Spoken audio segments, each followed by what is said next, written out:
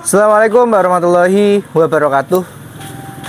Apa kabar sahabat Toko Mandi Indonesia? Ketemu lagi dengan saya Nafi di Toko Mandi Indonesia. Sekarang tanggal berapa ini? 14 ya. Tanggal 14 Januari 2023. Hari Sabtu, malam Minggu. Jam setengah 9. Setengah 8. Jam 8 kurang sedikit. Ini kita masih di gudang. Nah, di gudang masih lembur karena banyak deadline. Ini kita sama tim masih lembur. Dan saya mau sedikit bercerita. Jadi tadi ada mitra saya yang mengirimkan video sukses story-nya di Bibit. Jadi beliau nabung di Bibit, terus hasilnya digunakan untuk buka minimarket menggunakan jasa Toko Mandi Indonesia. Saya bikin video ini juga sudah izin sama beliau. Nama tokonya Raya Mart. Beliau ini pemiliknya namanya Mbak Rima dan Mas Rizky. Jadi dulu ini beliau menghubungi kami, tanya-tanya, terus kami melakukan survei, kita melakukan banyak sekali Google Meet, Zoom Meet atau video call, terus akhirnya buka begitu. Jadi saya bercerita sedikit, dulunya ini toko adalah toko usaha orang tua. Jadi karena orang tuanya wafat, almarhum orang tuanya, toko tidak ada yang meneruskan. Lalu sama Mbak Rima ini juga belum bisa meneruskan karena posisinya masih kerja di luar kota. Terus karena WFH ya 2001 itu karena pas WFH itu posisinya pulang kan, kerja di rumah kan, akhirnya melihat toko ini kok kayak gini ya gitu loh.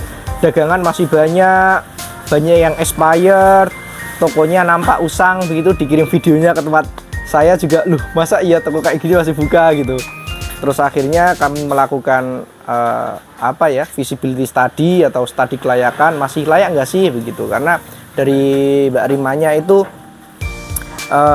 ngomong ragu gitu loh, karena kondisinya ini cuman 8x8, sedangkan sebelahnya ada minimarket nasional, ada Alfamart yang rame banget begitu. Lalu kami berikan gambaran, jadi Toko Mandi Indonesia atau saya tidak meyakinkan sedikit pun kepada beliau, tetapi kami memberikan edukasi. Jadi plusnya seperti ini, minusnya seperti ini, contoh toko yang lokasinya sama, yang ukurannya sama kayak tokonya Mbak itu ada di toko ini, dagangannya sekian, asetnya sekian, omsetnya sekian. Saya kasih gambaran seperti itu. Saya sedikit pun tidak berusaha untuk meyakinkan. Karena apa? Karena usaha ini nanti selanjutnya yang meneruskan adalah beliau sendiri. Terus akhirnya beliau memutuskan untuk buka minimarket. Saya lupa grand openingnya, yang jelas awal tahun 2022. Sekarang sudah hampir 1 tahun usia tokonya. Lalu tadi, dan kami masih sering komunikasi, masih sering sharing. Dan tadi beliau bikin story di WA, saya komentari, terus akhirnya saya kepo di YouTube-nya Bibit. Jadi saya lihat, jadi saya juga terharu karena sukses story yang luar biasa menurut saya. Terus saya izin, Mbak, ini saya post di channel YouTube Toko Mandi Indonesia, boleh Mas, silahkan. Jadi ini saya sharingkan kepada teman-teman Toko Mandi Indonesia juga yang ragu atau yang masih setengah hati ya. Sekali lagi, saya tidak berusaha meyakinkan Bapak Ibu untuk buka minimarket, tetapi ini adalah bagian dari edukasi kami Toko Mandi Indonesia. Kenapa kami terus terang Toko Mandi Indonesia juga haus akan informasi, akan berbagi, karena kami juga pelaku ya. Karena dalam bisnis seperti ini salah satu tips atau kunci sukses adalah ATM, amati, tiru, dan modifikasi. Jadi kami berusaha untuk banyak sharing supaya bisa mengamati dan modifikasi bisnis ini, karena kami percaya yang abadi adalah perubahan. Selama kita mau mengikuti perubahan, insya Allah usaha kita akan terus maju. Ini videonya kita lihat bareng-bareng. Ini adalah cerita Rima dari Madiun yang berhasil membangun minimarket berkat nabung di Bibit. Ini dia, Bibit punya cerita. Raya itu artinya besar. Harapan saya dan suami, semoga Raya Mart ini bisa jadi sebuah usaha yang besar dan ngasih berkah ke keluarga kami dan masyarakat sekitar.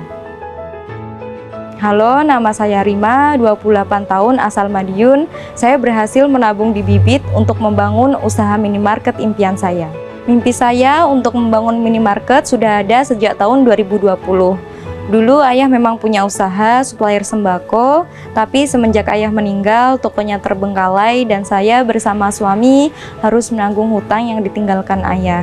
Namun dengan kerja keras dan konsistensi, akhirnya hutang tersebut bisa lunas.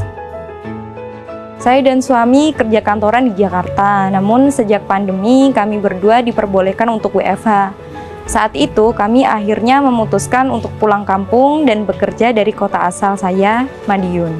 Di tahun 2020 itulah akhirnya kami berdua mulai serius menabung untuk mengembangkan usaha toko sembako yang terbengkalai ditinggal ayah saya dan mengubahnya menjadi minimarket.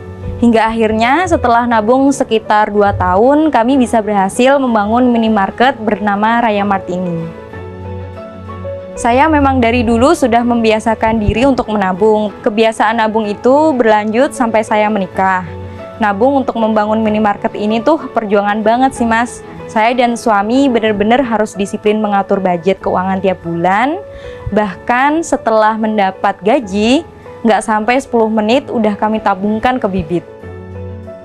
Total biaya untuk membangun minimarket ini sebesar 200 jutaan. Awalnya nominal itu terlihat besar. Kami nabung 8 jutaan per bulan selama 2 tahun di Bibit. Berkat disiplin budgeting dan konsisten menabung, akhirnya goals tersebut bisa tercapai juga. Saya dan suami saya sampai hari ini pun kadang masih nggak nyangka bisa mencapai goals ini.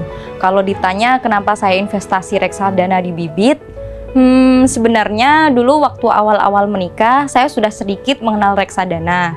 Bahkan sebelum kenal Bibit pun kami udah mencoba investasi reksadana.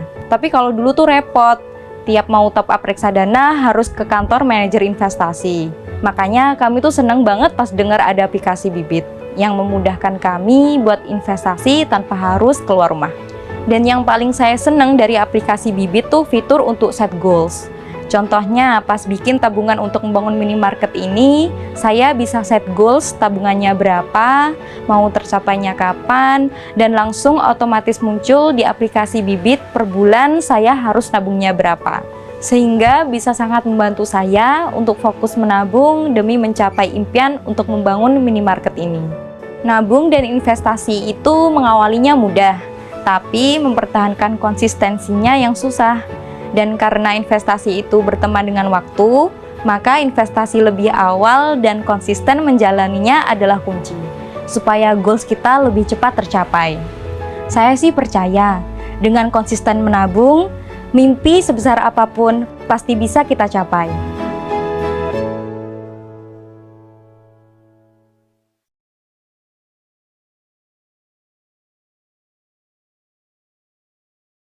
Nah, itu videonya tadi. Jadi sekali lagi saya sampaikan bahwa sedikitpun saya tidak ingin berusaha untuk meyakinkan Bapak Ibu untuk bikin minimarket. Biar keyakinan itu datang dari diri Bapak Ibu sendiri. Kami adalah mengedukasi bahwa usaha minimarket itu plusnya ini, minusnya ini. Silahkan belajar dan sharing di channel YouTube Toko Mandi Indonesia. Bahkan ketika bahkan ketika Bapak Ibu tidak yakin ya, saya tidak akan berusaha untuk memberikan edukasi gitu. Kalau tidak yakin ya bisa, karena modalnya adalah keyakinan, ulet begitu. Karena saya juga tadi chat sama beliau, Mbak jujur saya dulu itu bukan ragu tapi agak setengah hati gitu loh. Karena yang pertama Mbak itu masih muda, usaha minimarket itu riweh, biasanya anak muda itu kan nggak mau yang riweh gitu.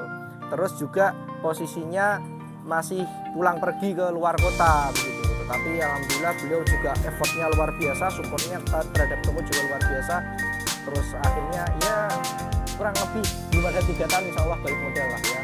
Kalau misalkan Mbak Rima sama Mas Riki menonton toko ini ya juga saya terima kasih sudah diberikan kepercayaan untuk membantu mendesain tokonya. Mudah-mudahan usahanya terus maju sampai dengan nanti.